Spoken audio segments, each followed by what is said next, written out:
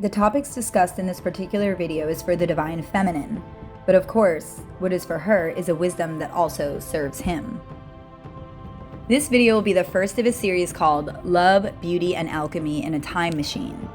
The streams in this portal will pertain to the subjects of love, beauty, and alchemy, and how all elements of those topics manifest in this fallen world of the Kali Yuga, as we aim to understand the chaos and uncertainties within a dark age that often leaves us feeling confused, disoriented, and reclusive.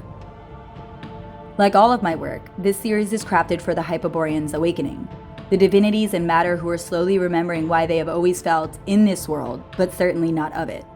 It is my highest hope that these streams will continue to resurrect the twilight of your highest heart, restoring the paradisal coding of our beautiful race of eternity.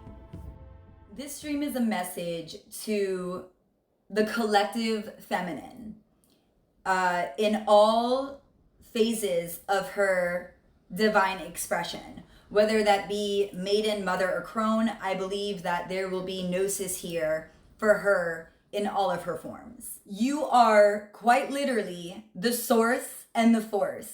And that is why at times this world feels as though it was designed to drain you, to siphon your life force, your feminine magic, right? To use you and abuse you. Why?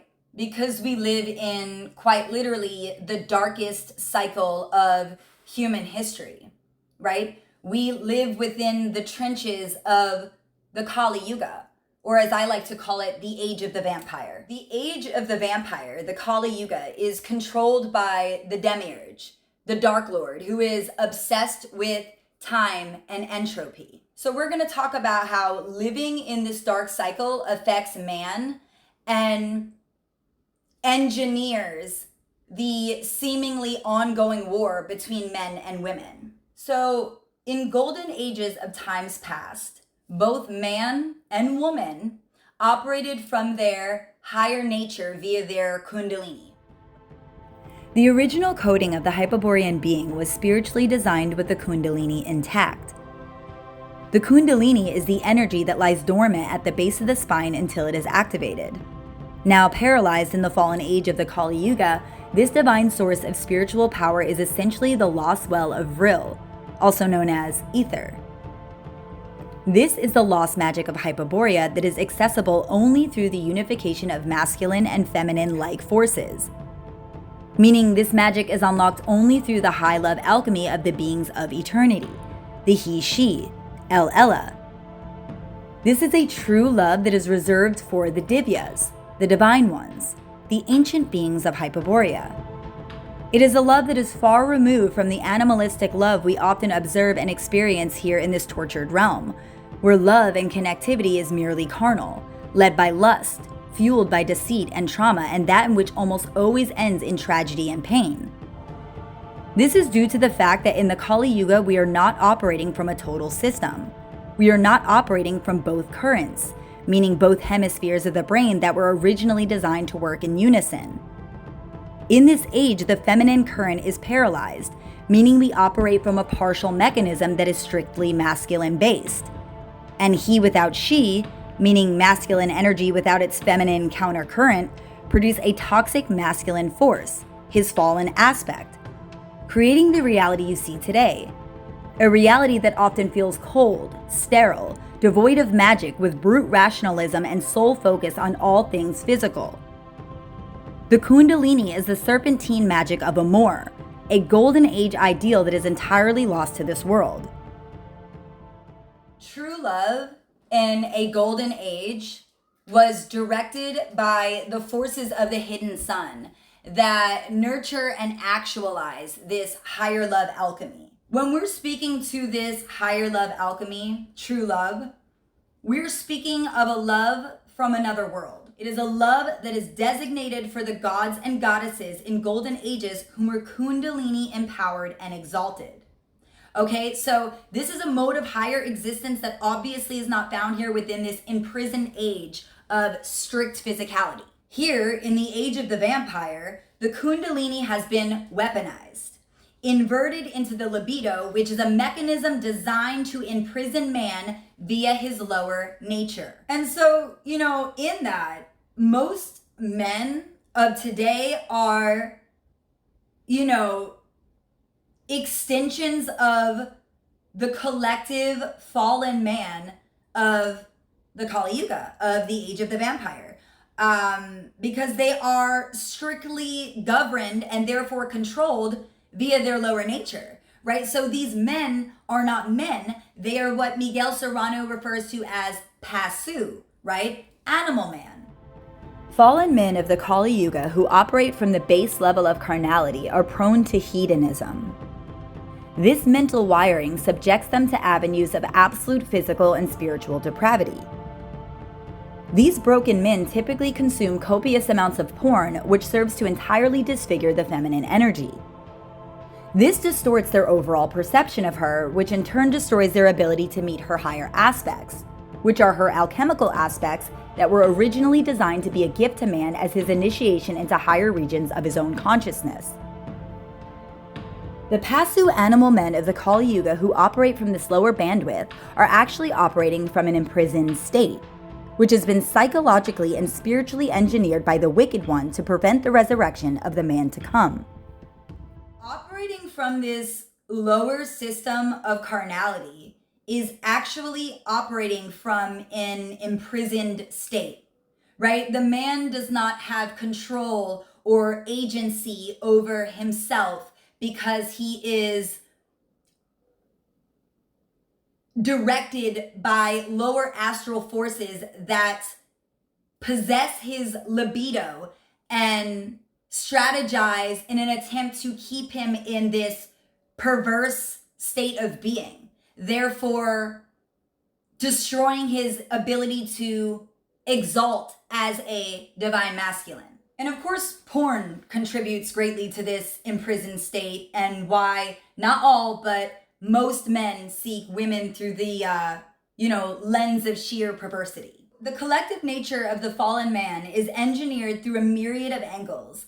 I believe the Jehovetic ritual circumcision plays a major role in severing men's connection to their higher nature, destroying their ability to ever truly emotionally and therefore spiritually connect to a woman. So in addition to all of that, we bear witness to the overall disfigurement of the feminine with porn and the push to normalize and commodify sex and lust. In capitalizing her sexuality, she becomes the anti-feminine. She is perversified, she is sexualized, she is demonized, she is rarely revered in her highest form because this demiurgic world hates her in her highest form. Because in her highest state, she can end and create worlds. She is quite literally, in her empowered state, the key to end all misery, right? So the divine feminine is the demiurge's arch enemy because she is the gateway to the mystery and the magic that was lost, right? This is why this world and its controllers incessantly aim to destroy her. There are many ways in which this world attacks the divine feminine from angles seen and unseen. We see this through the degenerate music of today where she is objectified and commodified. We see this through the perversity of pornography, turning her energy into merchandise and devouring her purity and therefore feasting on her spiritually. This is all by design, as the demiurge and its evil facilitators know that the exalted woman, the mastered, alchemized feminine, is a source and force that can eliminate all woes of the world, as her higher vision can expose all that is wicked. Her intuition and wisdom can free man from his chains. That is, if she is permitted to bloom in her totality. Here in the Lost Land, she is cut at the roots, used and abused. That which threatens her today is growing with a vengeance as this machine continues to rage against her. It has become all too apparent that the messaging that surrounds the feminine is exploitive and immensely destructive, with Red Pill podcasts on the internet grooming young men to believe she only has value in her youth, therefore only placing value on that which is corporeal, and therefore that which is fleeting, minimizing her worth with an expiration date. That if she pays any mind to will leave her feeling manic and useless, empty and insignificant, when in reality, the maiden stage of the feminine is the most vulnerable, and therefore the most conformable. Of course, within this predatory realm of animal men, here is where she would only be found useful, in her most impressionable maiden state. Women, beware. It is here where this world sends its beasts to devour you. perversion, her value becomes an anti-value. It becomes strictly corporeal. In this, her soul is never truly loved, which hinders both her and him.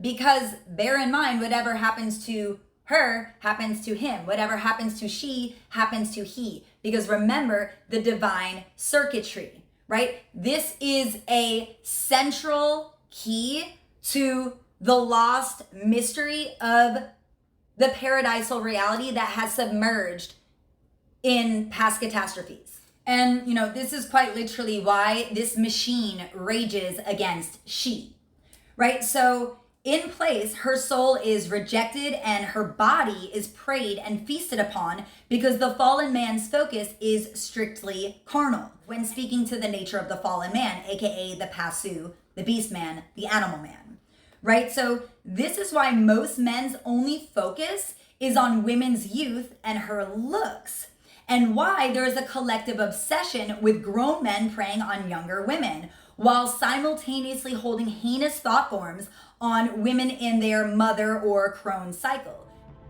The man who only values the youth of a feminine is wired within the predatory energetics of this vampiric age. He has been groomed to fear the mature stages of the feminine because within her advanced stages she provides him with higher alchemy. This is terrifying to the Pásu because if there's one thing he fears in this world, it is to actually feel through the soul and not just through the libido. So in reality, he fears the power of the Kundalini. His controllers designed his programming that way. All methods of total soul control. Subconsciously, the Pásu fears the power of Kundalini, the latent force that can only resurrect within the pure love exchange between he and she. The alchemized feminine, who is a matured feminine in her advanced stages, is a terrifying force to the Pásu as he has been molded into a hedonist who only values sex, and she who is agreeable and submissive, the earthly woman, Eve, she who operates from the smaller mind, the girl who to him is of only expendable flesh. So when men only aim to conquer her physically, he rejects her spiritually, which, is all designed to destroy, devour, and essentially reject and eliminate the divine power of feminine magic, right? And so this is why most men's only focus is on women's youth and her looks, and why there is a collective obsession with grown men preying on younger women while simultaneously holding heinous thought forms on the women in their mother or crone cycle. That's because we have a collective of Pásu, a collective of animal men who only seek her corporally. Men who operate from this lower place of carnality are easier to control, despite the fact that these men are self-proclaimed high-value men, right? How are you a high-value man when you do not understand true value? True value, your true value, is not bound by time. It is eternal. It is limitless. And that is its power. Never let anyone take that undying gnosis from your awareness, right? True value is determined by one's morals, ethics, and soul attributes. Men who seek a relationship with the woman through a filter that is bound by time, such as seeking her base solely off her youthful body, leads the fallen man of the Kali Yuga into greater disparity and perversity. Because let's really zero in on this hopeless quest. If men only want and prefer young women, where does this trajectory lead them other than the pits of absolute perversity? As contrary to their belief, they too are bound by time, as they also exist within this time machine. And so that means that they are also subjected to the process of aging. Sending the message to men that women are only valuable in their youth is essentially grooming a collective of predatory men who prey on women who are at a mental disadvantage. because men operating from the base levels of carnality seeks to conquer her without any other purpose other than to dominate a woman in her most conformable stage. Conquering her physically whilst disregarding her spiritually is a spiritual destruction of the divine feminine potential. As you can see, this is all by demiurgic design, to devour the total potential advancement of the feminine spirit, because she is the oracle to end all illusions of the fallen world, to exalt man after the fall. In addition, these animal men, contrary to their collective delusion, are also victims imprisoned within this time machine, so they too are subject to the process of aging. So the more they age, the more their preference for young and vulnerable women becomes more and more perverse and depraved. Any man possessed by these lower thought forms is quite literally on a trajectory towards a predatory future, which is exactly what is intended with this anti-divine feminine programming that is rampant in red pill spaces. So now not only are they creating a future of absolute dire perversity for themselves, but for the extension of the masculine collectively, right? And so it really is a true tragedy. This messaging on these podcasts that distort and demean and only value the youth of her corporeal is truly it's toxic masculinity in its like absolute state. And this is not shocking, I wrote here, considering the fact that our world is governed and controlled by Zio masters who are the engineers of absolute perversity, right? The creators of porn. We know this. So it all connects, it all goes back to what it always goes back to, that which cannot be called out, that which cannot be named. Ruben Sturman was considered the Walt Disney of porn, and for those who are privy to the parasite of humanity, it shouldn't require much thought to guess what tribe this deviant belongs to. The perversion and destruction of the divine feminine is a Zio design that is quite literally curated to destroy and devour the potentiality of spiritual progress for both men and women. The machine mind behind the curtain who engineers this toxic, perverse programming knows exactly what this agenda implies to humanity in terms of spiritual slavery via sexual servitude. Carnal entrapment via the imprisoned kundalini by the inverse works of the libido is the greatest threat to our spiritual evolution. The war between the man and the woman is a war against amour, against true love, which is the only alchemy for true soul salvation.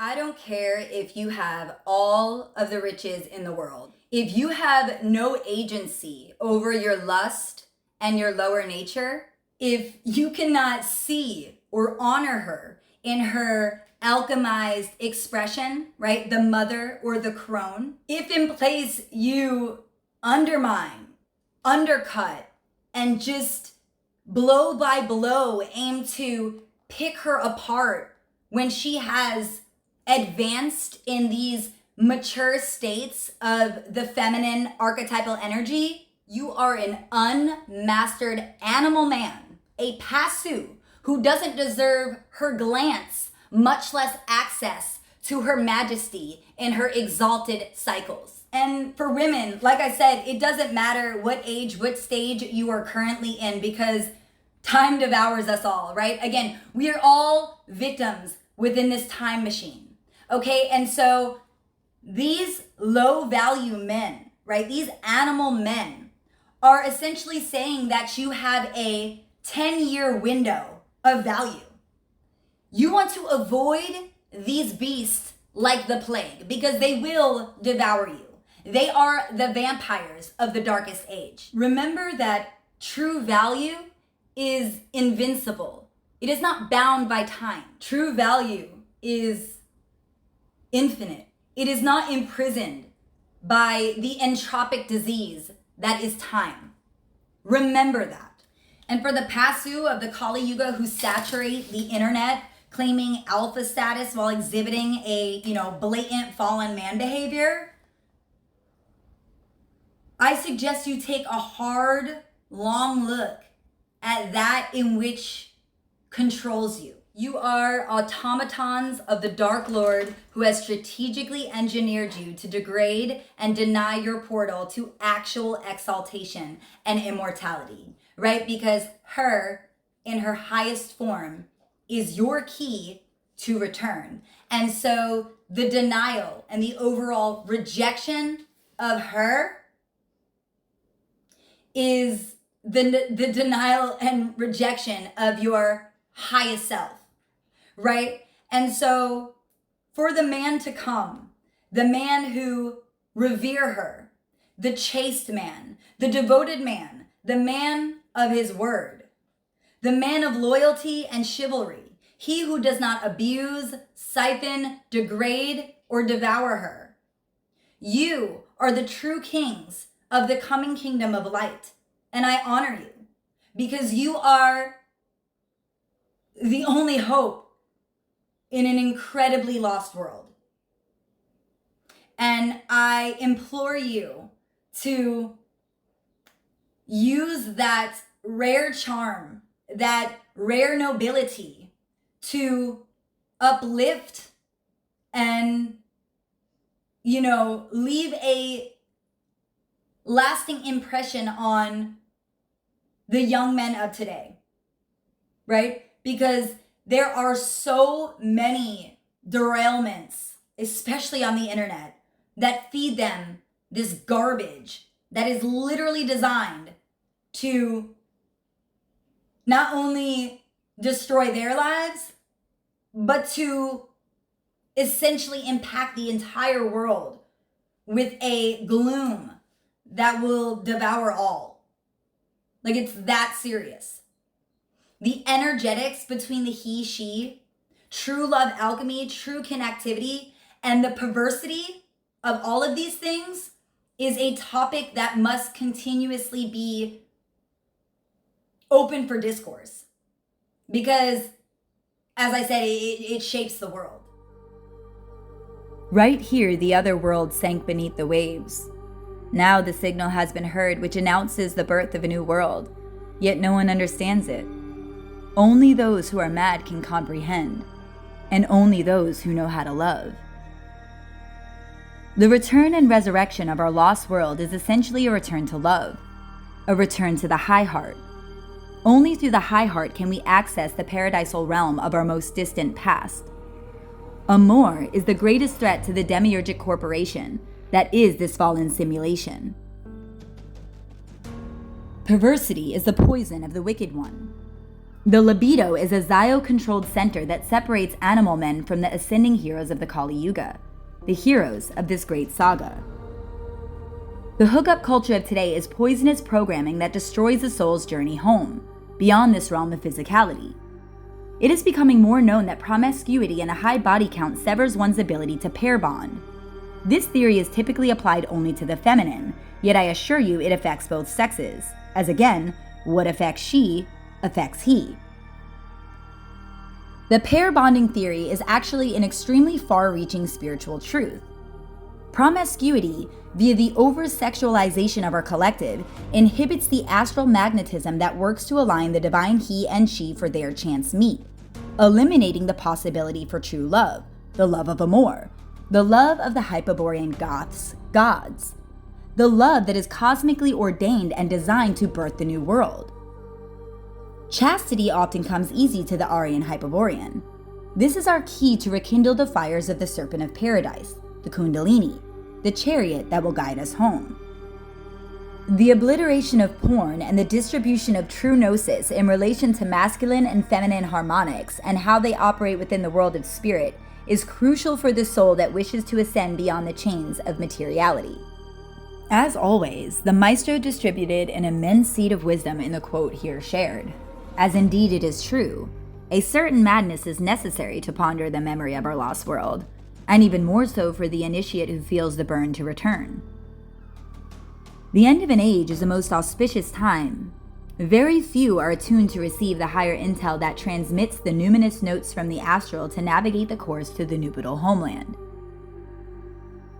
All of this requires the function of the higher mind and heart, that which is only accessible when we have agency over our being spiritually, when we free ourselves from carnal slavery, rising from the root to the crown to reunify the divine circuitry. The overall distortion of love and supposed he-she connectivity we see displayed through the imagery of beastly sex shown through the filth that is porn dismantles the gateway to the higher mind and heart of both the masculine and feminine, installing harvesting systems in both of these primal currencies to siphon the magic of this otherwise godly power. In addition, those led through the libido are those in sexual servitude to a machine beast who siphons their energy through the possession of their kundalini. The inverse of serpentine energy is demiurgic slavery. It distorts the purity of he-she-love alchemy, destroying ether energy. We often hear that sex sells, which is true in that here it is often viewed and used as a commodity to further enslave both men and women into deeper levels of spiritual depravity. This is why we see many fallen feminines who embody the role of the succubus, using their sexual energy to lure and entrap men in a form of spiritual harvesting, and in turn, why men have been weakened, left immensely shallow, only able to find value in her corporally, also a form of energetic harvesting. And so it goes. Fallen men destroy good women, and fallen women destroy good men here in this vampiric age where most have forgotten the memory of true love. In a dark age, sex is transactional, lowered to an energetic commodity that is to be feasted upon, fuel for the demiurge to support his system of total soul slavery. Whereas in a golden age, sex is not sex, but higher alchemy. All perversions of the flesh are entrapments of the soul. Here on the second earth, sex is a dangerous drug because it is mostly approached from the trenches of lust, not the divine magnetism of amour. Here, love is all too human, as the maestro would accurately put. Here, love decays into lust. Sex becomes a prison of the flesh, devoid of its higher alchemy. Sex is carelessly degraded, misused, and abused, approached recklessly with so many holding body counts that are impossible to count. That's why here in this perverse system, many people call sex fucking. That always was something that deeply unsettled my soul, as I seen it to be something far more serious. Until I realized, ironically, that that's precisely what it has been boiled down to here in the Lost Lands, because really, most people are not making love alchemically, they are fucking one another energetically, in detrimental ways unclocked by the weak mind of the Pásu. In spiritual reality, the fusion of he-she energies is the single most serious thing in this world and beyond. For in its highest regard, it is alchemy that holds the ability to change, alter, and transform, for better or for worse. The abuse of it is the abuse of this lost alchemy. All in all, the degradation of sex is the abuse of divine masculine and feminine energies, a fatal war that can only be fulfilled through the imprisoned kundalini. This energetic imprisonment secures the bondage to the demiurge and its vampiric wicked ones, the creators of porn, the dark magicians who have perverted the feminine and entirely misled the masculine. All great pilgrims of longing innately move with the memory of true love deep within their souls, a love not of this world, a love that was lost and can only return through the mastery of oneself by slaying the chains of carnal entrapment, through the reclamation of the kundalini via chastity. For chastity is the virtue of the hero and his Valkyrie.